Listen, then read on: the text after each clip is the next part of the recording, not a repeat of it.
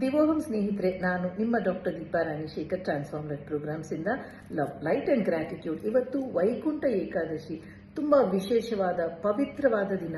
ಇವತ್ತು ನಾವು ಈ ಪುಣ್ಯ ದಿನದಂದು ನಮ್ಮ ಮನಸ್ಸನ್ನ ಪವಿತ್ರವಾಗಿ ಇಟ್ಕೊಂಡು, ದೇಹವನ್ನ ಶುಚಿಯಿಂದ ಇಟ್ಕೊಂಡು ಉಪವಾಸ ಮಾಡೋದು ಏಕಾದಶಿಯ ವಿಶೇಷ. ಪ್ರತಿ ಏಕಾದಶಿಗೆ ಮಾಡೋಕ್ಕಾಗದೇ ಇದ್ರು ವೈಕುಂಠ ಏಕಾದಶಿಗೆ ಮಾಡೋಕೆ ಪ್ರಯತ್ನ ಮಾಡೋಣ.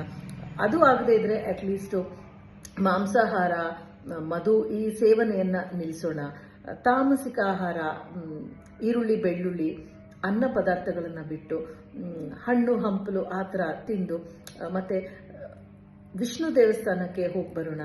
ಸಾಧ್ಯ ಆದರೆ ವೈಕುಂಠ ದ್ವಾರದ ಕೆಳಗಿಂದ ಹೊರಗೆ ಬನ್ನಿ. ಮತ್ತೆ ಓಂ ನಮೋ ಭಗವತೆ ವಾಸುದೇವಾಯ ಅನ್ನೋದನ್ನ 108 ಸತಿ ಚಾಂಟ್ ಮಾಡಿ. ಹೆಚ್ಚು ಸತಿ ಚಾಂಟ್ ಮಾಡಿದ್ರೆ ಇನ್ನೂ ಒಳ್ಳೆಯದು. ಇದು ಮೋಕ್ಷ ಕೊಡುತ್ತೆ ಅಂತಲ್ಲ, ಮೋಕ್ಷದ ವಿಷಯಗಳನ್ನ ಮಾಡೋದಕ್ಕೆ ಸಹಾಯ ಮಾಡುತ್ತೆ. ದಿವೋಹಂ.